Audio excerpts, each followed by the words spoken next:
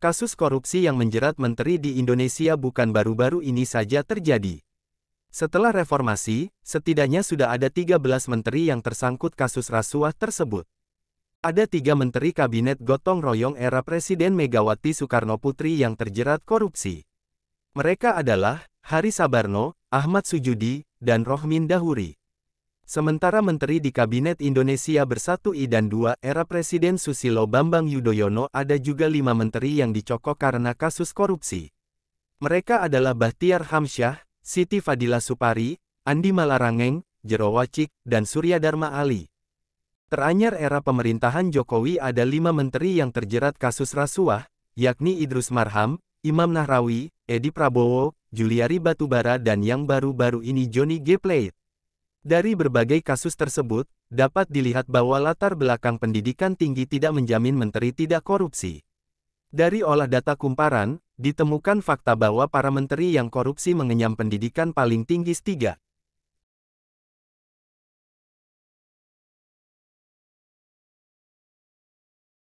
Rohmin Dahuri adalah Menteri Kelautan dan Perikanan pada Kabinet Gotong Royong periode tahun 2001 sampai tahun 2004 yang dipimpin Presiden kelima Megawati Soekarnoputri. Rohmin tercatat menjadi menteri pertama yang dijerat KPK meski ditetapkan sebagai tersangka setelah ia sudah tidak menjabat sebagai menteri. Ia divonis bersalah melakukan tindak pidana korupsi terkait pengumpulan dana dekonsentrasi yang dilakukan melalui pejabat Departemen Kelautan dan Perikanan (DKP) sebesar lebih dari 15 miliar rupiah. Ahmad Sujudi adalah Menteri Kesehatan pada Kabinet Gotong Royong periode tahun 2001 sampai tahun 2004 yang dipimpin Presiden kelima Megawati Soekarnoputri. Ia ditetapkan sebagai tersangka kasus korupsi pengadaan alat kesehatan di Departemen Kesehatan tahun 2003 pada Mei tahun 2009 ketika ia sudah tidak menjabat. Setelah melalui proses persidangan, ia dianggap terbukti menyalahgunakan wewenang dengan menunjuk langsung PT Kimia Pharma Trade and Distribution sebagai rekanan pengadaan alat kesehatan di rumah sakit pada kawasan Indonesia bagian timur. Ia pun dijatuhi hukuman 4 tahun penjara dan denda 200 juta rupiah subsidiar 4 bulan kurungan pada tingkat banding. Hari Sabarno merupakan Menteri Dalam Negeri pada Kabinet Gotong Royong periode tahun 2001 sampai tahun 2004 yang dipimpin Presiden kelima Megawati Soekarnoputri. Namun, Hari baru ditetapkan sebagai tersangka 2010 ketika sudah tidak lagi menjabat sebagai Mendagri. Ia ditetapkan sebagai tersangka kasus korupsi pengadaan mobil pemadam kebakaran karena menunjuk langsung PT Satal Nusantara dan PT Istana Sarana Raya untuk melakukan pengadaan mobil pemadam kebakaran di 22 wilayah pada tahun 2003 sampai tahun 2005 yang menyebabkan kerugian negara 97,2 miliar rupiah. Hari divonis hukuman 5 tahun dan denda 200 juta rupiah subsidiar 6 bulan kurungan penjara oleh Mahkamah Agung pada tingkat kasasi.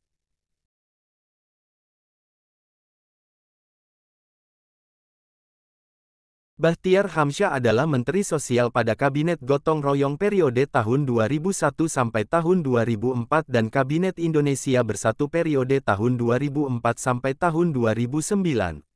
Sama seperti Hari, Bahtiar baru ditetapkan sebagai tersangka pada 2010 saat ia sudah tidak lagi menduduki kursi menteri. Bahtiar saat itu ditetapkan sebagai tersangka kasus korupsi pengadaan mesin jahit dan impor sapi di Departemen Sosial. Bahtiar dijatuhi hukuman 1 tahun dan 8 bulan penjara serta denda 50 juta rupiah pada 2011. Ia terbukti melakukan tindak pidana korupsi dengan menyetujui penunjukan langsung pengadaan mesin jahit, sapi impor, dan kain sarung yang merugikan negara hingga 33,7 miliar rupiah. Siti Fadila Supari merupakan Menteri Kesehatan pada Kabinet Indonesia Bersatu periode tahun 2004 sampai tahun 2009 yang dipimpin Presiden Susilo Bambang Yudhoyono. Ia baru ditetapkan sebagai tersangka oleh KPK pada 2014 saat sudah tidak menjabat.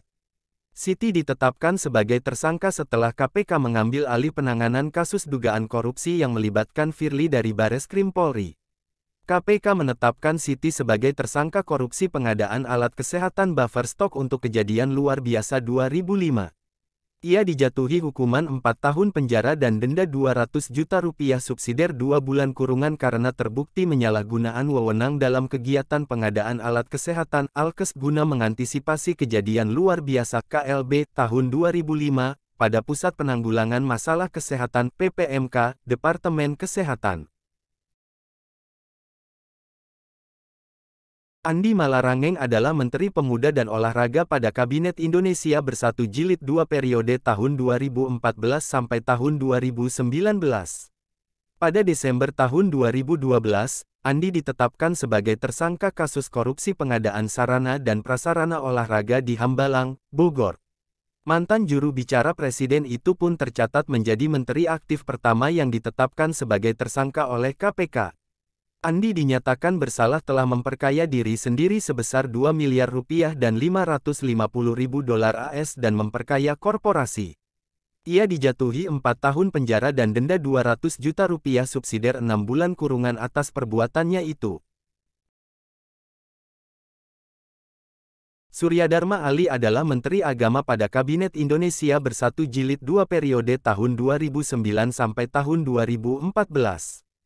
KPK menetapkan Suryadharma sebagai tersangka kasus korupsi penyelenggaraan haji di Kementerian Agama tahun anggaran tahun 2012 sampai tahun 2013 pada Mei tahun 2014. Pada Juli tahun 2015, mantan Ketua Umum PPP itu kembali ditetapkan sebagai tersangka kasus penyalahgunaan dana operasional Menteri di Kemenak. Suryadharma akhirnya dijatuhi hukuman 10 tahun penjara dan denda 300 juta rupiah subsidiar 3 bulan kurungan pada tingkat banding. Ia juga diwajibkan membayar uang pengganti 1.821.698.840 rupiah subsidiar 2 tahun penjara. Jero Wacik merupakan Menteri Kebudayaan dan Pariwisata pada Kabinet Indonesia Kerja Jilid I dan Menteri Energi dan Sumber Daya Mineral pada Kabinet Indonesia Jilid II. Jero ditetapkan sebagai tersangka oleh KPK pada September tahun 2014 dalam kasus pemerasan terkait jabatannya sebagai Menteri ESDM. Baca juga, ajukan PK, Jero Wacik minta kesaksian SBY dan JK tidak dikesampingkan hakim. Pada Februari tahun 2015, Jero ditetapkan sebagai tersangka kasus penyalahgunaan wewenang dalam kapasitasnya sebagai Menbudpar periode tahun 2008 sampai tahun 2011. Pada 2016, Jero dijatuhi hukuman 4 tahun penjara dan denda 150 juta rupiah subsidiar 3 bulan kurungan, serta uang pengganti sebesar 5,073 miliar rupiah. Ia dianggap terbukti menyalahgunakan dana operasional selama menjabat sebagai Menteri Kebudayaan Pariwisata serta Menteri ESDM, dan menerima gratifikasi.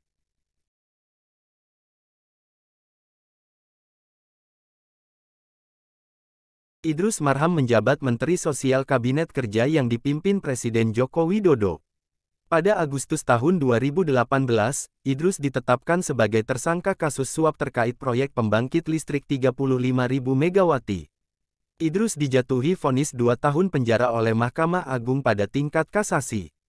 Idrus terbukti menerima suap 2,250 miliar rupiah bersama Wakil Ketua Komisi 7 DPR Eni Maulani Saragih dari pengusaha Yohanes Budi Sutrisno Koco. Pemberian uang tersebut agar Eni membantu Koco mendapatkan proyek Independent Power Producer (IPP) PLTU Riau I. Imam Nahrawi adalah Menteri Pemuda dan Olahraga pada Kabinet Kerja. Pada September tahun 2014, ia ditetapkan sebagai tersangka kasus suap terkait pengurusan dana hibah dan gratifikasi dari sejumlah pihak. Imam pun telah dijatuhi hukuman 7 tahun penjara dan denda 400 juta rupiah subsidiar 3 bulan kurungan, serta membayar uang pengganti senilai 18.254.230.882 rupiah.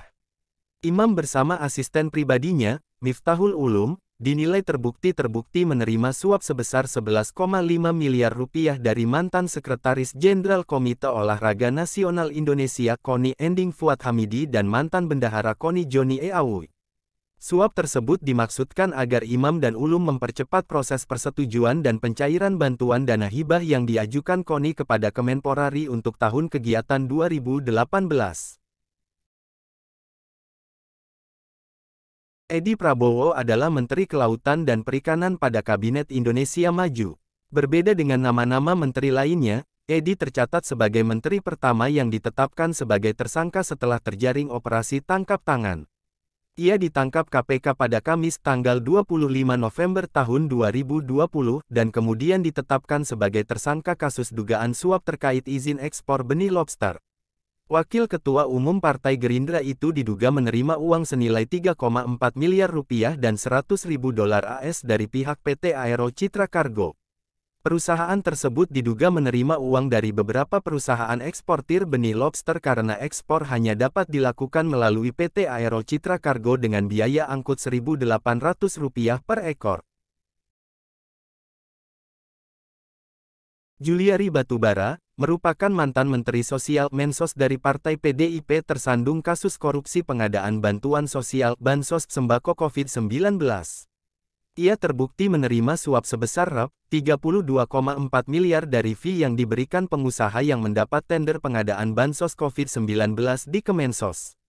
Juliari divonis 12 tahun penjara dan denda sebesar Rp500 juta serta ditambah dengan membayar uang pengganti sebesar Rp14,5 miliar. Selain itu, hak politiknya juga dicabut selama 4 tahun. Johnny G. Plate, merupakan mantan Menkominfo dari Partai Nasdem yang tersandung kasus proyek Menara BTS 4G dan infrastruktur pendukung bakti Kominfo. Badan Pengawas Keuangan dan Pembangunan (BPKP) mengklaim bahwa akibat dari kasus tersebut merugikan negara sebesar Rp8 triliun. Ia disangkakan dengan Pasal 2 dan Pasal 3 Undang-Undang Tipikor Junto Pasal 55 Ayat 1-1 KUHP. Johnny G. Plate dimintai pertanggungjawaban atas dugaan korupsi yang dilakukannya sebagai pengguna anggaran.